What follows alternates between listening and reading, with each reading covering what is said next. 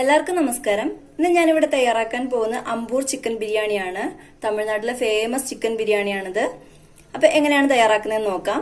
അപ്പൊ ഇൻഗ്രീഡിയൻസ് എന്തൊക്കെയാണെന്ന് പറയാം. ഞാനൊരു 2 വലിയ സവാള അരിഞ്ഞിട്ടുണ്ട്, നീളത്തിൽ അരിഞ്ഞു വെച്ചേക്കാണ്. കുറച്ച് തൈര് വേണം, തക്കാളി വേണം, 2 വലിയ തക്കാളി എടുത്തിട്ടുണ്ട്. കുറച്ച് മല്ലിയില വേണം, ഇഞ്ചി വെളുത്തുള്ളി പേസ്റ്റ് വേണം. അതിനുശേഷം വേണ്ടത് 10-12 വറ്റൽമുളക് എടുത്തിട്ടുണ്ട്. ഇത് ചെറിയ ചൂടുവെള്ളത്തിൽ കുതിർത്ത് വെച്ചേക്കാണ്. നന്നായിട്ട് അരച്ചെടുക്കുക. ഞാനിവിടെ 1 കിലോ ചിക്കൻ എടുത്തിട്ടുണ്ട്. പിന്നെ വേണ്ട അരിയാണ്. ഞാൻ എടുത്തേക്കുന്ന ബസ്മതി റൈസ് ആണ്. സാധാരണ ജീരകശാല റൈസിലാണ് ഇത് ഉണ്ടാക്കുന്നത്. എനിക്കിവിടെ ഇത് കിട്ടിയില്ല, അതുകൊണ്ട് ഞാൻ ബസ്മതി റൈസ് എടുത്തുന്നേ ഉള്ളൂ. അപ്പൊ അരിയുടെ കണക്കൊന്ന് പറയാം. ഞാൻ ഈ ഒരു ഗ്ലാസ്സിൽ 2 ഗ്ലാസ് അരിയാണ് എടുത്തേക്കുന്നത്.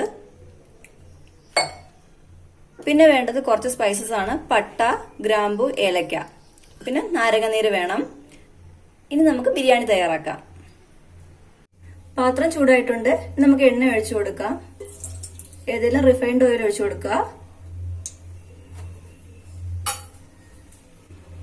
കുറച്ച് നെയ്യും കൂടി ഒഴിച്ചു കൊടുക്കാം. നമുക്ക് പട്ട, ഗ്രാമ്പു, ഏലക്ക ഇട്ട് കൊടുക്കാം.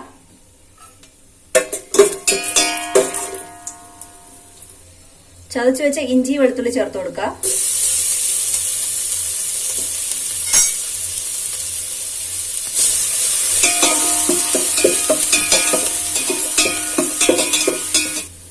അരിഞ്ഞു വെച്ച സവാള ചേർത്ത് കൊടുക്കാം.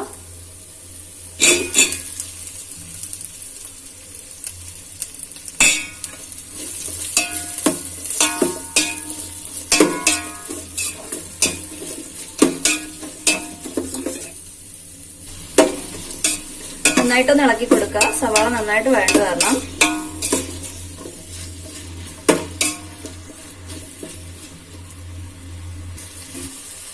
ഉള്ളി വഴണ്ടു വന്നിട്ടുണ്ട്. ഇനി നമുക്ക് ഇതിലോട്ട് തക്കാളി ചേർത്ത് കൊടുക്കാം.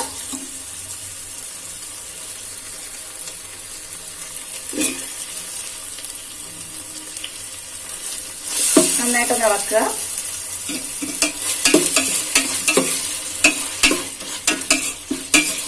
ഞാനിവിടെ 4 പച്ചമുളക് എടുത്തിട്ടുണ്ട്. ഇടണമെന്ന് നിർബന്ധമൊന്നുമില്ല, ഞാനൊരു ഭംഗിക്ക് വേണ്ടി ഇടുന്നേ ഉള്ളൂ. ഇവിടെ ഇട്ട് കൊടുക്കാം.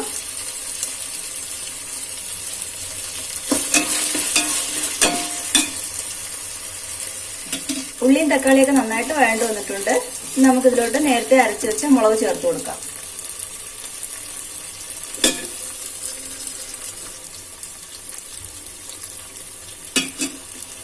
നന്നായിട്ടൊന്ന് ഇളക്കി കൊടുക്കുക.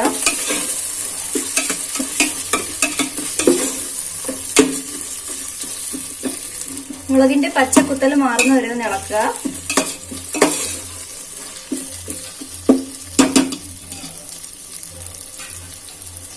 നമുക്ക് ഇതിലോട്ട് തൈര് ചേർത്ത് കൊടുക്കാം.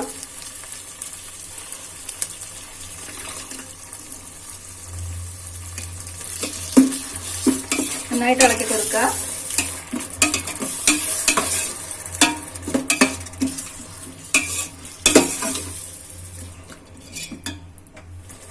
ഈ ബിരിയാണിയിൽ മല്ലിപ്പൊടിയുടെയോ മഞ്ഞൾപ്പൊടിയുടെയോ ഒന്നും ആവശ്യമില്ല. വെറും മുളക് അരച്ചത് മാത്രം ചേർത്താൽ മതിയാകും.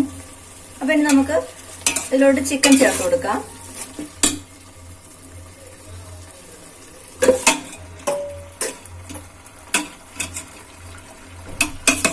നന്നായിട്ടൊന്ന് ഇളക്കി കൊടുക്കുക.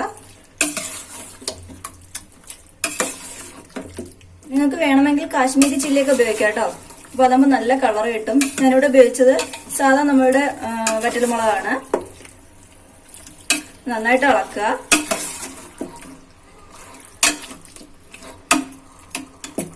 ഇതിലേക്കിനെ നമുക്ക് നാരങ്ങനീര് ചേർക്കാറുണ്ട്. പകുതി നാരങ്ങനീരോട് ചേർത്ത് കൊടുക്കുക.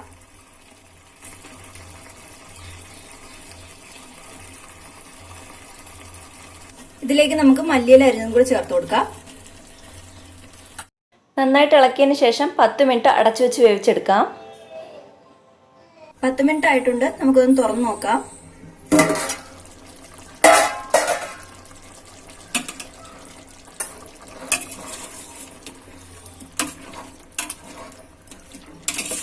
ചിക്കനിനൊക്കെ വെള്ളം ഇറങ്ങിയിട്ടുണ്ട്. ഇനി നമുക്ക് ഇതിലോട്ട് വെള്ളം ചേർത്ത് കൊടുക്കാം.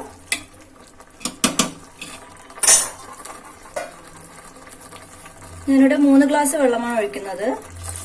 അരി എടുത്ത് അതേ ഗ്ലാസ്സിൽ തന്നെയാണ് വെള്ളം എടുത്തേക്കുന്നത്. ചൂടുവെള്ളം ഒഴിക്കാൻ ശ്രദ്ധിക്കുക. നന്നായിട്ടൊന്ന് ഇളക്കി കൊടുക്കുക. ഈ സമയം ഉപ്പ് ചേർത്ത് കൊടുക്കാം.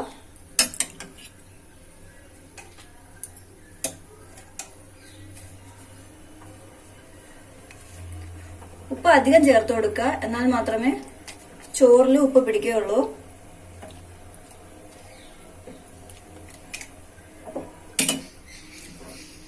ഇതൊന്ന് തിളച്ച് വരട്ടെ.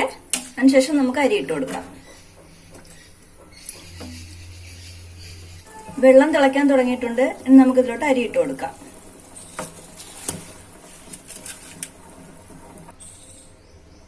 നന്നായിട്ടൊന്ന് ഇളക്കി കൊടുക്കുക. ഫ്ലെയിം സിമ്മിലാക്കുക. 10-15 മിനിറ്റ് കഴിഞ്ഞതിന് ശേഷം തുറന്നു നോക്കാം.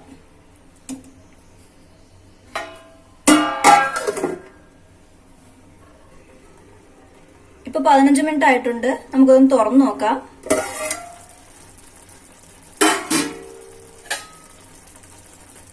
ഇപ്പൊ വെള്ളമൊക്കെ ഏകദേശം വറ്റി തുടങ്ങിയിട്ടുണ്ട്.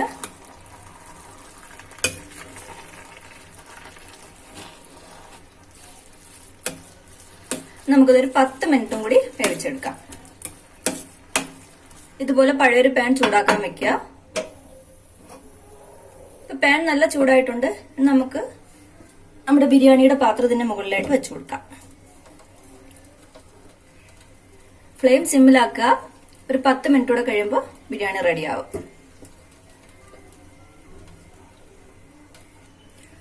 ഇപ്പൊ 10 മിനിറ്റ് ആയിട്ടുണ്ട്. നമുക്കിതൊന്ന് തുറന്നു നോക്കാം.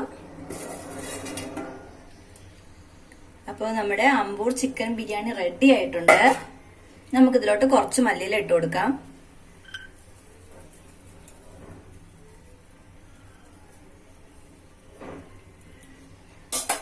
കുറച്ച് നെയ്യൂടെ ഒഴിച്ചു കൊടുക്കുക. ഇതൊന്ന് ഇളക്കി കൊടുക്കാം. അരിയൊക്കെ നന്നായിട്ട് വെന്തിട്ടുണ്ട്. തണുത്ത് വരുമ്പോൾ കുറച്ചുകൂടെ സെറ്റായി കിട്ടും.